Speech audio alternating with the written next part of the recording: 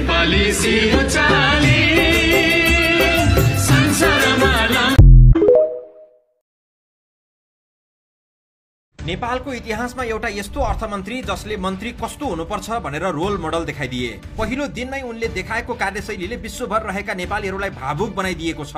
नवनियुक्त अर्थमन्त्री रामेश्वर खनाल अर्थ मन्त्रालयमा सचिव भएर काम गरिसकेका व्यक्ति हुन्। आज मन्त्री बनेर सिंहदरबार पुनः छिर्दै गर्दा न उनका अगाडि पछाडि अंगरक्षक थिए न मन्त्री चढ्ने सरकारी गाडी नै। उनले घोषणा गरेका छन् मन्त्रीको सचिवालय बनाइने छैन, सुरक्षाका नाममा अंगरक्षक लिइने छैन, सरकारी गाडी लिइने छैन, तलब भत्ता पनि केही नलिने।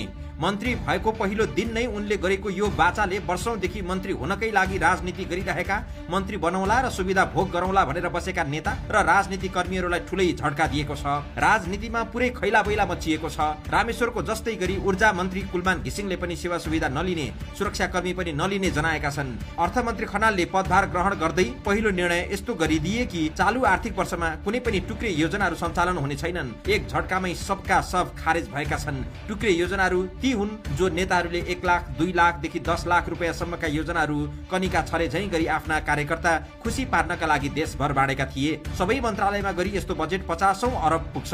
अब त्यस्तो अनुत्पादक योजनाहरू यो वर्ष कार्यान्वयनमा जाने छैनन्। वास्तवमा जनताले यस्ता नतिजामुखी निर्णयहरू सुन्न र हेर्न चाहेका थिए मन्त्रीको कुर्सीबाट, जुन अर्थमन्त्री रामेश्वर खनालले पहिलो दिन नै देखाइदिए। हुन त रामेश्वर खनाल मन्त्री हुन इच्छा व्यक्त गरिरहेका थिएनन् भनेर स्रोतले भनेको छ। तर प्रधानमन्त्री सुशीला कार्कीले मसँग धेरै समय छैन, 6 महिनामा देशको धेरै ठूलो कोर्स बदल्नु छ, तपाईले मलाई साथ दिनुहोस् भनेर पटक पटक अनुरोध गरेपछि रामेश्वर तयार भएका थिए। रामेश्वर आजकाल एउटा सानो समूहमा रहेर कुनै विदेशी संस्थामा काम गरिरहेको भन्ने बुझिएको छ।